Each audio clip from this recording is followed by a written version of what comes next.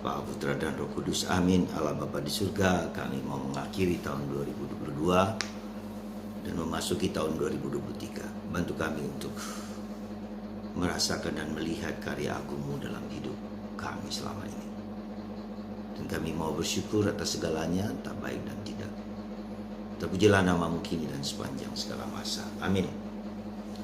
Para saudara, di akhir tahun ini kita mau melihat beberapa aspek ya.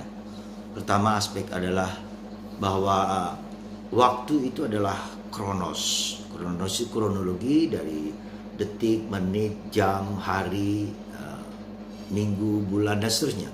Kronologi kehidupan, dan itu terus berjalan dan tidak bisa diulang lagi. Kronologi ya. Di akhir tahun ini maka 2022-23. Jadi itu akan terus berlanjut ke depan. Nah, itu secara waktu faktual. Tetapi ada waktu lain yang menurut saya perlu kita renungkan yang disebut Kairos. Kairos itu adalah waktu Allah. Dan Allah bekerja sesuai dengan kehendaknya untuk kebaikan manusia, untuk kesejahteraan manusia. Dan itu kita bisa melihat Kairos itu adalah Yesus yang menjadi manusia, yang sabda yang sudah ada bersama Bapa dikirim ke dunia untuk menyatakan kepada kita akan makna kehidupan kita, bahwa Tuhan hadir, Immanuel beserta kita. Dan terang itu adalah Yesus, sang sabda itu ya. Nah, dia terang maka menaungi kegelapan, dan kegelapan tidak bisa mengalahkan terang itu.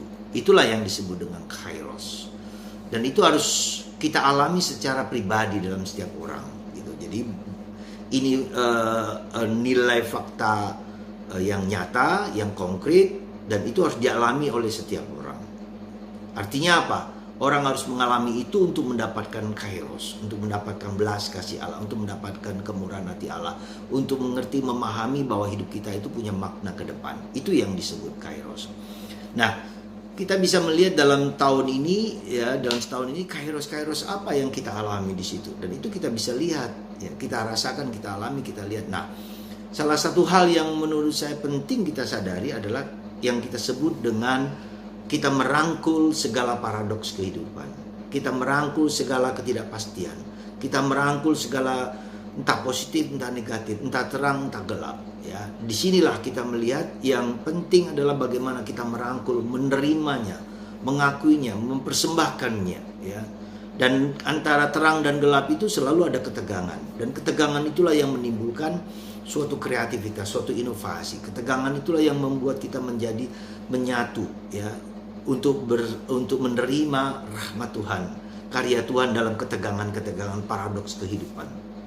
Jadi saudaraku terkasih, salah satu hal yang bisa kita lihat, kita tidak bisa melepaskan kegelapan dalam hati kita. Kita tidak bisa melepaskan negatif dalam diri kita. Kita tidak bisa melepaskan yang kurang dalam diri kita. Tapi kita merangkul, kita berdamai dengan itu semua.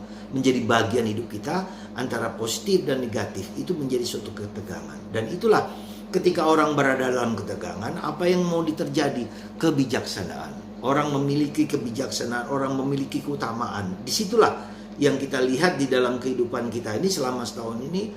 Apakah aku menjadi lebih bijak? Apakah aku menjadi lebih bijaksana? Apakah aku menjadi lebih damai? Apakah aku lebih tenang?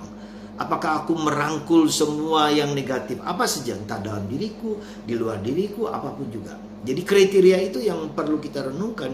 Jadi sekali lagi, kita tidak mampu dan tidak bisa melepaskan ketegangan, tidak bisa melepaskan kegelapan, tidak bisa melepaskan kekurangan. Tapi kita rangkul, kita terima, kita syukuri. Ya, karena itu menimbulkan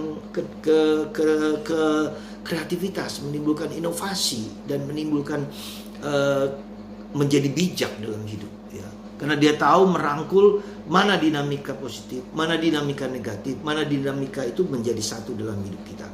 Dan itulah kita harus terima dan kita syukuri di tahun ini. Ya. Di tahun ini kita melihat adakah paradoks-paradoks kehidupan, adakah ketegangan-ketegangan kehidupan yang ingin kita buang tetapi tidak bisa. Ke depan pun nanti tahun depan, besok pagi sudah tahun depan, nggak bisa lagi. Belajar menerima segala ketegangan, segala paradok, segala ketidakpastian, segala ambiguitas, ya. Sehingga ketika orang bisa berdamai dengan ambiguitas kehidupan kita, maka kita menjadi damai dan tenang. Ya, selama itu tidak bisa, maka kita akan terus-menerus tarik-menarik dan kita kecewa, sakit, pedih, depresi, bahkan stres.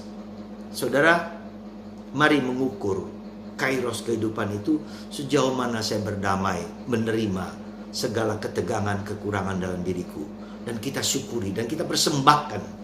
Jadi kita tidak lagi mengukur dengan kekuatan kita, tapi kita persembahkan ke dalam hati kudus Yesus.